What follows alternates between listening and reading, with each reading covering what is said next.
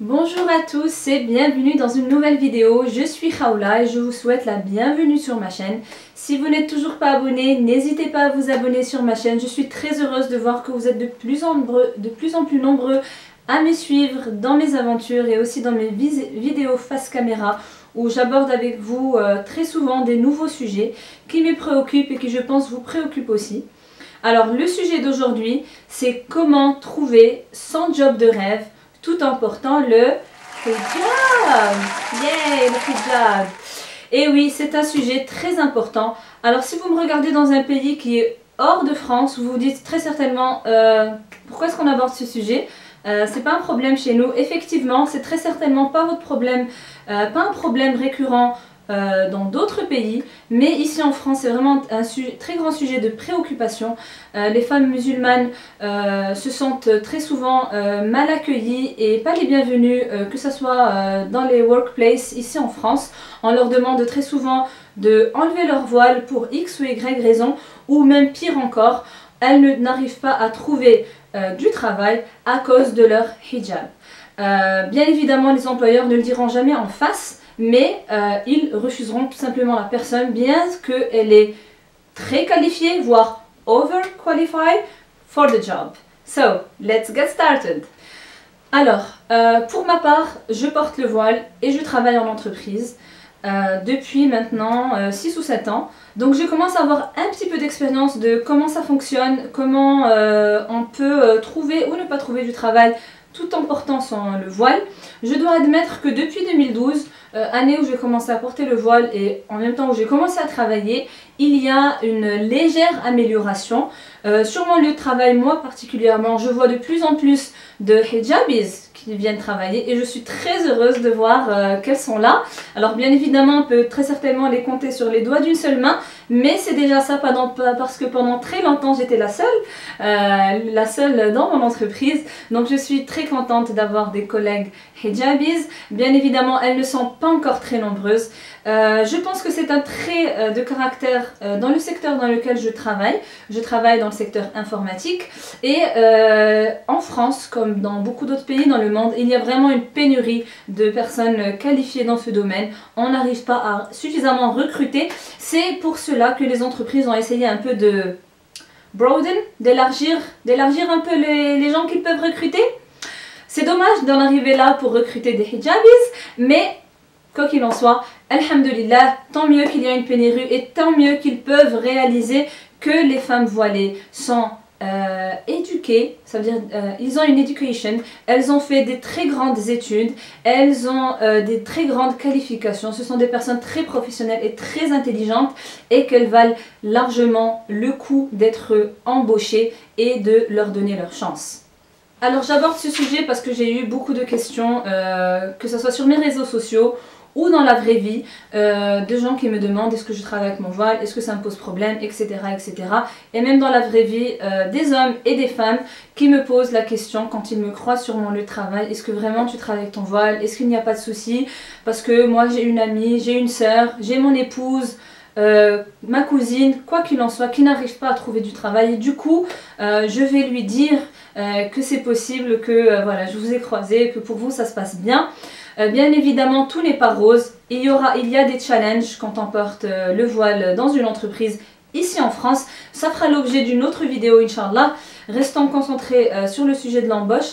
J'aimerais aussi partager avec vous l'histoire d'une dame où un soir je quittais mon entreprise et du coup, vous savez, il y a les entreprises d'entretien qui viennent un peu nettoyer les bureaux. Et donc moi, je quittais mon lieu de travail et du coup, on s'est croisés. Donc moi, je lui ai dit bonjour comme je dis bonjour à tout le monde, toujours. Et elle était juste dans un état de choc parce qu'elle était musulmane. Et elle pensait pas que c'était possible, elle pensait que voilà, c'était tout simplement impossible. Et voilà, on s'est dit bonjour, on s'est serré la main très fortement.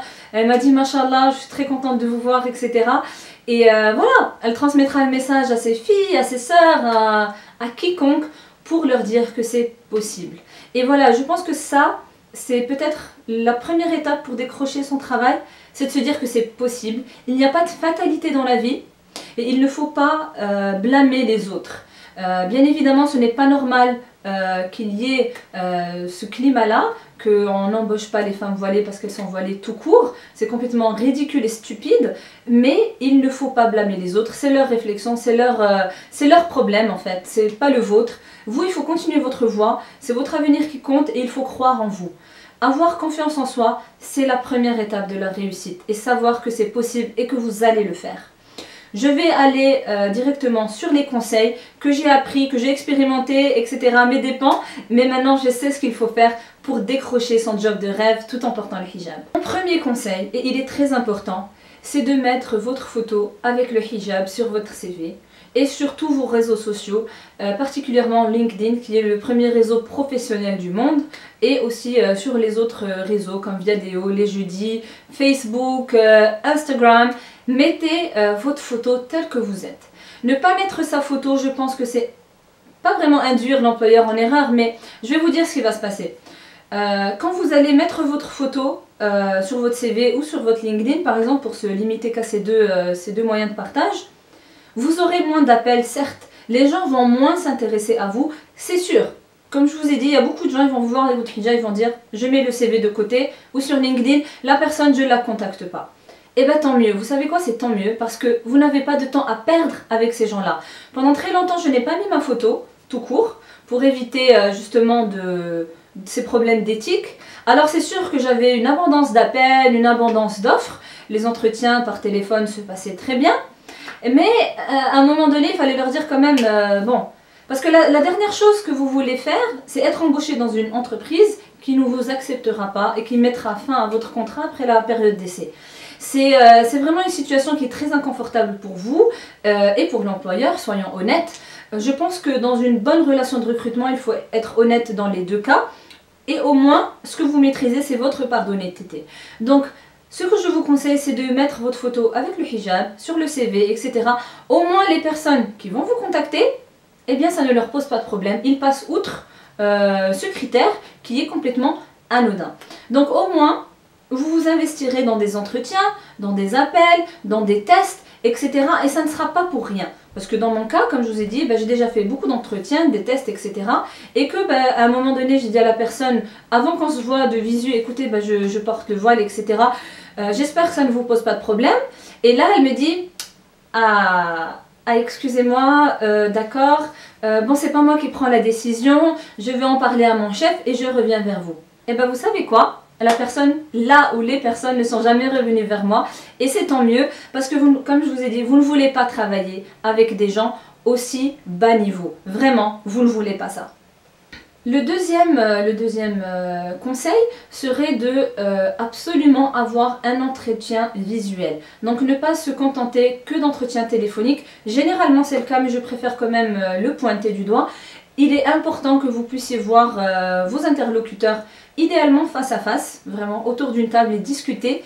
Et vraiment, si ce n'est pas possible parce que votre employeur, votre futur potentiel employeur est loin, au moins un entretien via webcam, via Skype, etc. Aujourd'hui, ce ne sont pas les moyens qui manquent. Au moins, il y aura un entretien face à face et on pourra voir voilà, les personnes, comment elles interagissent entre eux et on se forge une meilleure idée globale de la relation future. Mon troisième conseil serait d'aller à l'entretien habillé comme vous serez habillé sur votre lieu de travail. Ni plus ni moins. Vraiment porter les habits que vous souhaitez vous voir porter au quotidien dans votre travail. Encore une fois, ce sera une relation d'honnêteté avec votre futur employeur et que au moins il vous verra le jour de l'entretien et il n'y aura pas de surprise après. Le quatrième conseil, et il est fondamental, pendant l'entretien, pendant le ou les entretiens, ne posez jamais de questions à propos de votre hijab. Sachez que si vous posez la question à propos de votre hijab, c'est que vous en faites un problème et que vous n'avez pas confiance en vous. N'abordez pas le sujet. Du moment que vous avez mis votre photo avec votre hijab sur le CV, sur LinkedIn, etc. et que vous êtes venu à l'entretien habillé comme vous êtes, comme vous souhaitez l'être, alors le message est largement passé que c'est ce qui va se produire dans le futur. Abordez la question, comme je vous ai dit, ça en fait un problème. Si vous dites que dans le passé, les gens ne vous ont pas accepté, blablabla, Tout ça c'est pour vous, c'est vos expériences, vous en tirez les conséquences. Votre employeur ne veut pas savoir les difficultés que vous avez abordées par le passé. Et encore une fois, ça ne renvoie pas une bonne image de vous. Ne parlez pas du hijab, ça vous donne confiance en vous. Allez-y comme si ce n'est pas un problème. En vrai, ce n'est pas un problème. Même si c'est un problème en France, pour vous, ce n'est pas un problème. Donc, ayez confiance en vous. Concentrez-vous sur votre entretien, sur les compétences, sur ce qu'on vous demande, sur votre futur job et n'abordez pas le hijab.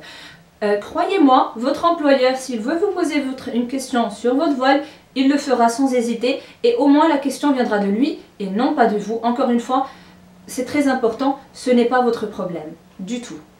Mon 5e conseil serait de faire le point avec vous-même si votre employeur, malgré tous les conseils que j'ai fait avant, vous demande voilà, soit de venir travailler sans votre voile, soit qu'est-ce que vous pensez dans telle ou telle situation particulière, est-ce que vous pouvez l'enlever ou pas. Voilà. Je vous dis ça parce que pour ma part, je n'avais vraiment jamais fait le point avec moi. Je pensais qu'on ne poserait jamais la question. Effectivement, un jour, on m'a posé la question et je n'étais pas du tout préparée à ça, ni à y répondre. Donc il y a eu des quiproquos, ce qui m'a causé quelques problèmes par la suite dans ma carrière. Donc je vous conseille vraiment de faire le point avec vous-même. Il y a des filles qui sont totalement fine d'être porter le hijab en dehors de leur lieu de travail et de l'enlever à l'intérieur de la société. Il y a d'autres filles qui sont d'accord pour l'enlever dans telle ou telle situation un peu critique ou particulière. Il y a d'autres filles qui sont d'accord pour le porter différemment, donc pas comme moi, le porter en turban ou voilà, n'importe quel autre style. Ce que je vous invite à faire, il n'y a pas de bonne réponse ou de mauvaise réponse. Encore une fois, c'est un aspect très personnel. Ce que je vous invite à faire néanmoins, c'est de faire le point avec vous-même sur ce que vous souhaitez. Et comme ça, quand on vous posera la question, vous serez prête à répondre de manière claire et efficace et sans aucune ambiguïté. Ça, c'est très très important. Néanmoins, je vous ai donné des conseils sur le hijab, très axés sur le hijab et comment voilà, essayer de faire en sorte que ça marche. Néanmoins, il faut être réaliste. La meilleure des forces, ce sont vos compétences et vos qualités et vos diplômes, etc. etc. Donc essayez de vraiment travailler sur ça, d'accroître vos compétences, d'accroître vos qualités, d'avoir plus de diplômes, plus d'expérience, de travailler sur votre CV, sur vos profils LinkedIn, etc. Ça marche très très bien. Faire en sorte de bien vous vendre, c'est le plus important. Le hijab n'est vraiment qu'une virgule dans une phrase, ça n'a absolument aucune importance. Mais voilà, je vous ai donné des conseils pour faire en sorte que ça passe un peu smooth et sans problème. Si malgré tous mes conseils, malheureusement, vous sentez que le marché est fermé dans votre domaine ou il est fermé tout court, essayez d'étudier d'autres alternatives. Les premières qui me viennent en tête seraient de partir dans un autre pays. Et oui, il n'y a pas que la France dans le monde, il y a bien d'autres pays et croyez-moi, ils sont merveilleux. Vous avez d'autres pays qui sont très ouverts et qui sont en recherche de personnes qualifiées et ils s'en foutent vraiment de si vous portez le hijab ou le turban ou le srikh indien. Tout cela ne les intéresse pas, ils veulent investir dans votre personne. Alors je sais que c'est difficile de tout quitter pour partir un peu plus loin, mais si ça peut vous permettre, ne serait-ce qu'au moins d'avoir une première expérience professionnelle, puis de revenir un peu plus fort, ça peut être intéressant et essayez d'étudier cette option. La deuxième alternative serait de créer vous-même votre business.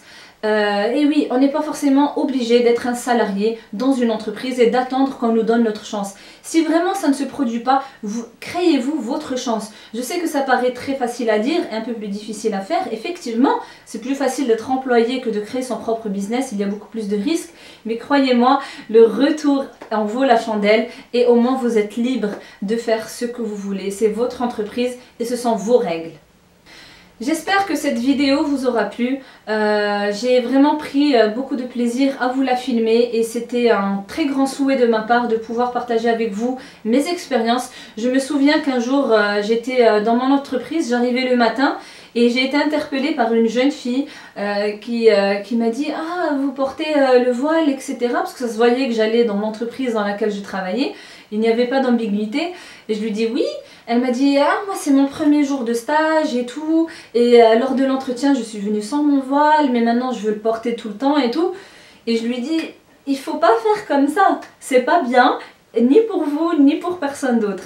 Donc voilà, c'est vraiment voilà, j'ai eu des histoires comme ça, des gens qui m'ont interpellée où je me suis dit ça serait bien de faire cette vidéo et de dire un peu aux gens les bonnes pratiques.